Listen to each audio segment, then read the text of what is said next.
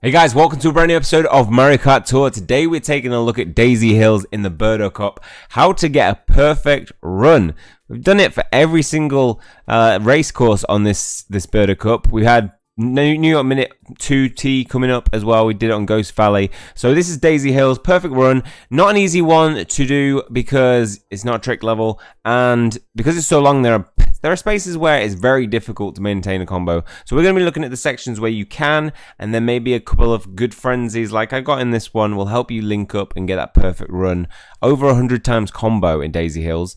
And that's going to rack you up a huge score when you compare that to Ghost Valley and New York Minute, where it's quite hard to get a high score on. Daisy Hills has some really good driver, kart, glider options. So we're going to be looking at that. As you see, that means that I've got a clear space between me and second place, which means I'm going to get that 30 Ruby prize, and also top of the friends list, which is very rare because usually Drawing Dead smashes it. I imagine there's only a small gap between me and him. He's working hard on that. Yeah, Daisy Hills is the one where he's really struggling to beat my score, and that's why I made the points on him. So let's get into it. Let's look at the setup. Now we have, as I said, plenty of options going into this. We have Daisy is my personal super choice, who I've worked hard on leveling her up. I've put a lot of my tickets into her. She doesn't have a ton of options for 3 items per item box, but they're all on good levels that we see in every single tour. So I've always thought like it's worthwhile. A special skill at heart is not the best frenzy to get, but it is quite a good one to pull because it will help you maintain your combo. So you can use it just like a mushroom, wait for a patch where it's difficult, where there's not any items or dash panels, and use it tactically to maintain your combo into another section where it is easier. At level 4 also, I've got a huge boost to my chances of getting a frenzy, 5% chance and a 3 times point bonus, which is why Daisy is the better option for me. But if you have Mario Musician, also a viable option. At level 2 you're going to get a 4% chance of starting a frenzy, and I would say double bob-ombs is probably a better skill to have, especially in first place. You want to be having something you will drop items behind you. Not as reliable as the heart, obviously. You're going to have to rely on somebody hitting one of those 2 bob-ombs as you drop them. So, I'm going in with Daisy. Some good options for 2 items as well. But if there's a super in the top tier for that level, it's always a good thing. And then we go into the second part of this, options in terms of karts, and there's again some viable options. We have 2 high ends and 2 supers, which is nice. Turbo Birdo, the new one, features in this. Now, Day Tripper is a good option because Dash Panel Plus, there are dash panels in this level. There's a good section where there's 3, so that will add points to that. And being that it's at level 5, Day Tripper is my highest level of all the driver karts gliders. I can actually get this thing to level 6, but I am holding off. I don't know why. I'm just waiting to see if I can buy it in the shop and maybe save those tickets for other things that I'll need. That's why. So it's a very good option in terms of level for me, but also skill. Your other options do include B-Dasher, which is the same, but because it's at level 3, the 4 times point bonus is way better for me. If you do have Turbo Birdo, that is probably a great option if it's the same level as your other karts, because Mini Turbo Plus probably is the best special skill you're going to see. And, of course, Bumblebee also coming in with the Dash Panel Plus. So I went in with my Day Tripper. Then when we come to ×3 combo bonus and big time combo boost, we got some really good options here. If you have been lucky enough to pull the Glitter Glider, you'll get Lightning Plus. Not a great ability, but it'll be a high end for that, so you'll get high points if it's maxed out. I've gone for the Flower Glider. At level 3, it means I get a nice 10% combo boost time and 2 times points boost. Banana Plus is a great thing to have because further increases your chances of getting banana. These are going to be the items that you're going to be relying on being in first place. When you compare that to the BBIA Parafoil, also at level 3, but obviously less points. But again, very viable option with Banana Plus. Hopefully, a lot of us will have a full setup of top tier items for this race course. So let's get into it. I'm going to need to turn my sound off because I don't think that I recorded without the noise in the background. So as you can see, there's not many. Usually I have a good few race courses in my inventory because I've had a lot of plays.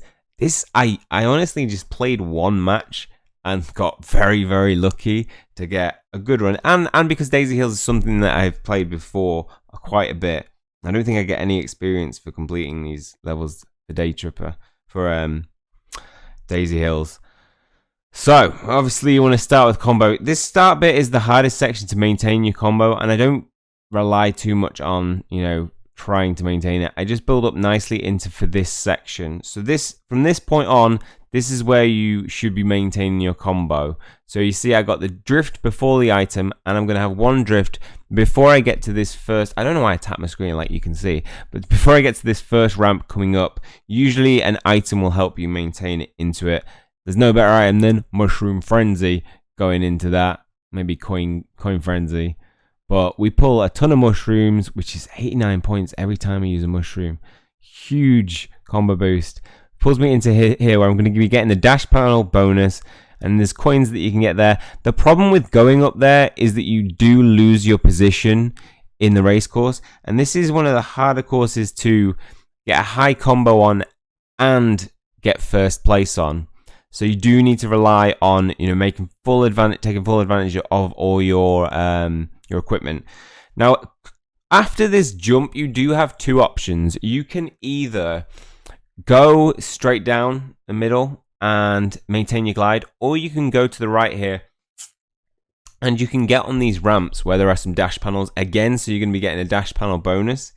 Even with that though, I favor going down the middle because it helps you. If you go to the far right, I find because it's so wide, you end up losing your position. And after a Mushroom Frenzy, I don't want to be losing my position at the end of this race. So I always opt for going onto this, going forward. Usually I would hit those stairs, so just press down a little bit. And after that, I think we'll see in the second lap, you will then go into that fountain and you can hit the ramp on the fountain again and maintain your glide. So still getting glider points up to this point. So we'll see it on the second time the way around. The reason I favor that is there's still, even though there's not as many dash panels, there's a lot of coins and jump boosts that you get from it, which I would probably say the both of them are fairly equal. Maybe favor the dash panel because of having Day Tripper and the dash panel plus, but don't want to be losing my position. And you go wide, you end up coming, fourth into this point. So this is the hardest section to maintain. So you see I had a little mini turbo before the finish line, and then I suggest sliding to the left where you can get two mini turbo boosts, one there and another one there, turning right. Now I felt like I was going to lose it there, so this is where I'd say the best section for using your free item box spin. So we go around here, we use a spin just before this item boxes. So luckily I get it in. It was a little bit of a last because I was thought about I either do it here or do it in the section where you're going around the dash panels and maybe take a tighter course to get first place. But I used it before here and was fortunate enough to pull a second frenzy. Now this is the best frenzy that I could have pulled in this position because it pulls me into first place. I needed something to pull that lead back. And those red shells, even though because I wasn't in first place, it means that I'm getting hits with those red shells.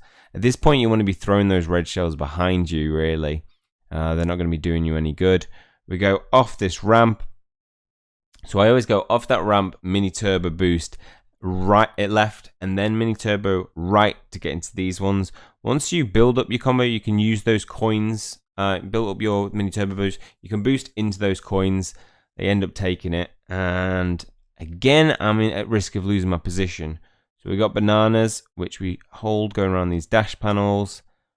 We got a red shell, which I hope that hit him at the it hits him at the worst time. That is a cruel hit with the red shell, but I felt like if I hit him in midair, he's out of the race. I don't have to compete with him. If you hit with him a bit before, he's going to get that ramp and go off. But here we see, again, I take the option to go this way. Now I'm throwing bananas forward, hoping to hit him midair. it's a gutsy shot, but it doesn't pull off. And it means that I have to take him over. And for some reason, this guy went wide. Maybe he was scared of the flying bananas, but he went so wide that it meant that I had a chance of taking him over. So here we see this. This is what I tend to opt for. So we go into this, hit the ramp off the stairs. You can see we get a jump boost at 112 points and get the glide time of plus 81. Coming into the fountain. Now there's two jumps on the fountain. There's the first little ramp, but there's also a ramp where the water's coming out of. So I go into that, collecting coins on the way. So we get 2 coins there, and we hit a little... Did I get the jump boost from that? Yeah, we get the jump boost of 112 from the middle of the fountain. Mini turbo into these ramps. We're at 110. And because he took it so wide, it meant that I finished first place, getting a huge 6,300 points and a 17,365 score.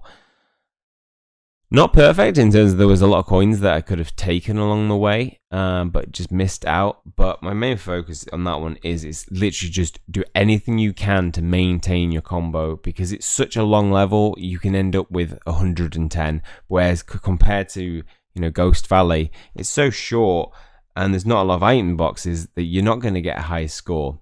So hopefully that's a guide on what you really want to be looking for. A Mushroom Frenzy is the best frenzy. Red Shell was fortunate at that time, that helped me pull back my lead. It wasn't a great frenzy in terms of points. So, realistically, I think you could score higher, because Mushroom Frenzy, we got no Coin Frenzy there. Coin Frenzy will be racking up huge points. If I got it at the Red Shell instead, I would have probably got a lot higher. So, 2 frenzies. Hopefully you guys have got your equipment quite high. So, obviously that makes a massive difference to why I got a high score. Especially Day Tripper. I think Day Tripper is one of the best to invest in because it's in the shop so often. 2,000, buy it every single time, and you'll soon get that up to 2 off level 6. I mean, I could get it.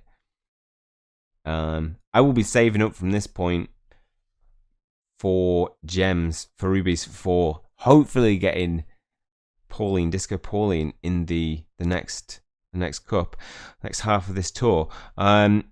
So going into this with standard challenges, I'm at 7 away from getting 100 items. So I'm buying everything every day, because I know when the next week comes, I'm going to have 30 from that, 3 from that, 5 from that once I've leveled up my Day Tripper. And I'm working on getting something to level 5, and that will be done. I'm not sure if there's a 1.6. Let me know if you're actually at that point. Is there a 1.6? But that will give us enough gems on its own, too short, enough rubies to be able to purchase a 10 launch. We've already got 10 launch in there. We will be... that's going to be at the end of next tour. We'll be at tier 30, so we won't be able to use those gems, those rubies, gem rubies, same thing.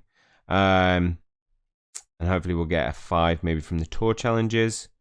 I reckon we'll get three sets of 10s in next tour. I'm going to work on getting to 55, so that'll pull 5 rubies. We've got a spare, I think, 9 rubies from the points from the boxes presents that we'll get as well. So yeah, my aim is to get 3. Hopefully we'll pull Disco Pauline, and finally we will have a character that has coin box. Finally. Hopefully. Okay, well, hopefully that guide has been helpful for you. Hopefully you guys don't find it too difficult to get to that top point with 30 rubies. Yes, that's where I'm getting a huge pull from some of the launches, some of the rubies coming in from that. And maybe even top your friends' rankings.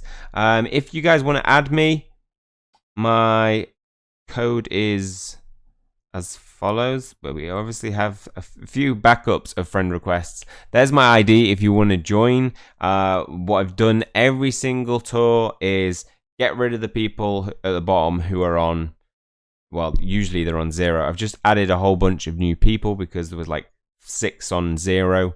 If it's at this point, I will delete you. Which gives everybody a chance to join in. So I will, at the end of this tour, the lowest 10 rankings will be deleted. Let me see some regulars. Pokefod is still chipping in there. 26,000. I won't delete him because, well, he's too good. He's not in the bottom 10. As I say, yeah, I'll delete anybody from that by the end of the tour. Okay, that's all for this one. Hopefully you guys have enjoyed it and find it helpful. If you have, please leave a like on the video and hit subscribe if you want to keep up to date with future content. That's all from me. See you guys soon.